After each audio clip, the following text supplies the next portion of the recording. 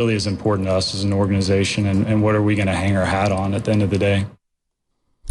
Oh, baby, that was yesterday at 10 a.m. at the introductory press conference for Buster Posey, your new president of baseball operations, as he sat on the dais with Bob Melvin, the manager, Greg Johnson, one of the owners. And that's what Posey said, our identity. What will our identity be? Now, he didn't say a lot yesterday. He didn't say a lot, and that spoke volumes. I have questions about the way they just kind of skated by Farhan Zaidi. To me, when I was listening, I wanted some more questions to Greg Johnson about Farhan Zaidi. But Posey takes the dais and on his first day on the job, I guess second day on the job, as he said, was ho-hum, which I would think from Buster Posey because he's never really said a lot. But just seeing him up there, you could feel the vibe. You could feel the breath of fresh air from everybody in the room, from Giants fans all over the city, from Giants fans all over the world. You have a new face. It's the president of baseball operations, Mr. Giant, currently, Buster Posey. What you think, Shasky? So many things. It was very interesting how quickly they wanted to scrub and distance themselves from anything Farhan Zaidi related. It just felt like, hey, we don't want to talk about that, and nobody wanted to ask any questions about it. And I'm not saying that we've got to don't talk about that. Pick at the carcass, but I want to know, did we learn anything? Did we learn anything throughout the process? What was it that you didn't like? You know, Buster kept saying, they used an analogy of like, I asked for the ball. You know, that's kind of what Greg Johnson was saying, is that Buster asked for the ball. And I guess I wanted to know from Buster or from Greg, what was it that made you ask for the ball? What were you seeing that you didn't like? Right. Because he kept saying, like, my baseball, and I agree with him. My baseball philosophies are very simple. Yep. Catch the ball, meaning play good defense, and throw strikes, as in have good pitching. And I completely agree. I mean, that's tried and true. But what were those things? Like, what was it? And I'm sure platooning and openers and all the things that kind of frustrated the hell out of all of us Giants fans, it was part of it as well. But I felt like it was deeper than that. And the fact that they were so quick, and I would too, to pivot and not bring up the past, I was like, well, hold on a second. I know it's a day for Buster Posey, and I understand that. But can we also reflect on what we just went through? And I just felt like we're just moving on. It goes to my point that the Giants are covered a bit differently than the 49ers and the Golden State Warriors, because remember when Jim Harbaugh got released by the 49ers? Jet York got peppered over and over and over about why they moved on from him. You know, when Bob Myers left, they had a press conference to announce that he was leaving. And he got peppered with questions on why he was leaving, with Joe Lacob, the owner of the Golden State Warriors, sitting right next to him. And we had questions on why Bob was moving on. We had plenty of questions. So that goes to my point that the Giants are covered a bit differently, and I can't put my finger on why they're covered a bit differently. I just don't know. But Larry Baer was in the building. And so my point, with 6 years, when you have a guy for 6 years running a show, and you say a lot about this guy, whether he's the smartest guy in the room or whether or not you're going to bring him here, keep him here long term, or whether or not you like what he did and he's going to be here for a while. And we know Greg Johnson was on a podcast with TK in the middle of the season. Middle of the season when they came off that road trip from New York and Pittsburgh and had a good run. The fact that, what was there, like one or two questions about Farhan Zaidi?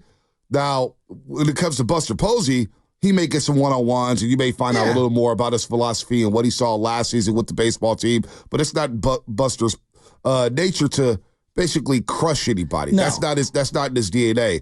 But on the flip side, with Farhan, this is where Greg Johnson, I was a little disappointed. And we're going to talk to the Shea Hay kid today at 8:30, John Shea, because he pressed that board, that dais about Bob Melvin. And that was alarming right there. What I got out of Bob Melvin there is like, hey, we're not doing anything contractually yet. We're taking it day by day, which means you got to do your job, Bob, or we'll be searching for somebody else. But the fact they skated so quickly off of Farhan Zaidi and didn't get pressed by that. And there were some big boys in that media room, some big boys, our Bay Area big boys and girls.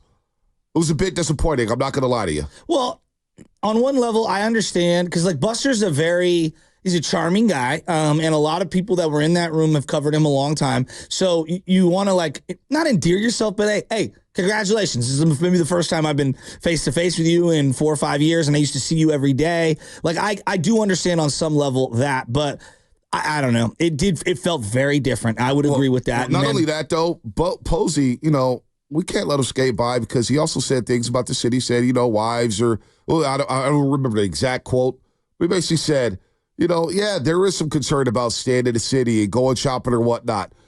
And how would that impact free agency? Basically doubling down on what Farhan Zaidi said.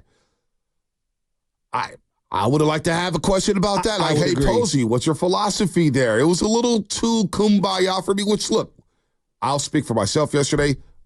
I was a little kumbaya yesterday. I was shooting down and, taking shots at people that shouldn't even be on my radar. But I was feeling myself a little bit, feeling myself that Farhan was God and now we got to face. But also, on the flip side, there was a lot of questions that I wanted asked. And look, people say, well, you could have gotten down there about I get off at 10 o'clock. I get off at 10 o'clock in the morning. I can't make the presser. But there were some questions that were not asked that disappointed me yesterday. And I'm going to ask Jay about that. I really do. Yeah, you're never going to, be wowed by Buster at a podium. No doubt. In terms of charisma and all that stuff. No doubt. That's not necessarily who he is. But I don't think that makes you a good or bad president of baseball ops. Personality is just... it is what it is. Now, do you treat people well? Do people like you? Can you get deals done? Are you able to bring two sides together that are far apart? Brian Cashman can be very abrasive, very abrasive. I know that Brian Sabian in this market was very abrasive at times, but they also understand how to close deals and they understand how to surround themselves with really strong people. I think the one thing that did stick out to me in the positive yesterday was clearly, like John Lynch, and you're going to see a lot of comparisons, he admitted to not knowing everything, and he would have to surround himself with very strong people who have experience. And to me, that speaks of self-awareness, which is one of the greatest traits you can have in any walk of life, is just being aware of what your strengths and your weaknesses are. And so it feels like they're going to bring in someone at the GM spot who has scouting experience, which I like.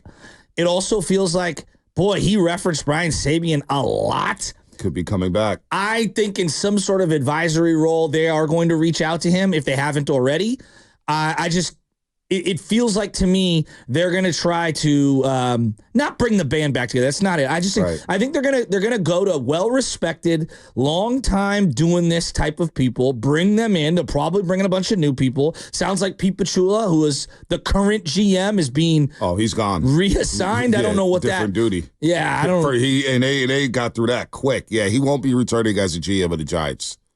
That was done. Quick. Did anyone even talk to Pete Pachula? I don't even know. Pete Patella, right? Or am I saying it wrong? He wasn't even there. Yeah, but what's his name? Love it. Pete Patula?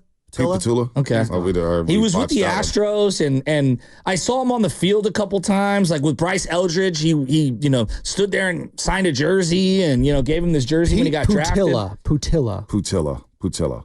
Pete Patilla. Well, thank you. Anyway, Greg Johnson, though, it did feel like they had Bob Melvin out there. I didn't think it was the time to have Bob Melvin out there. I understand why he's at the table, but to me, it's not necessarily about Bob Melvin. It's about the owner and the new president of baseball ops. Who knows? Posey might have 2, 3. Melvin might be his guy for the next decade, but it could also be something totally different. And I understand the questions that were very relevant about Bob Melvin's job status, contract status, all that, but I didn't really need to hear from him yesterday. Yeah, it was very, John Shea, he pressed Posey and Greg Johnson on, there were some inaccuracies with the contract details. And John Shea asked Greg Johnson, are you going to be more transparent moving forward when it comes to contract details? And to Greg's credit, he goes, we don't have to be transparent about the details of contracts. But we did sign Buster Posey to a 3-year deal. Now shifted over to Bob Melvin because we all assumed that Farhan and Bob Melvin were signed through 2026, and it wasn't the case. Shea cracked the code, said, well, there's some opt-outs here, and that's where the leaks kind of started with everything like that. So I don't know about Bob Melvin long-term. I don't, Buster, they said all the right things yesterday. But an extension, I think Bob Melvin has to win next year. And I think if Bob Melvin, and just my read on it, I have no clue, no sources, whatever, on this situation. But it feels like the Giants have to make the playoffs next season in order for Bob Melvin to get that lucrative contract extension. So I don't know about that. I feel like one thing that is fair to say, it feels like they're giving him a complete pass for whatever happened this year. He's not going to be judged on what the season that just concluded. I don't think he's going to be judged one way or the other. I do believe next year he will be judged. I don't know if playoffs necessarily is the standard.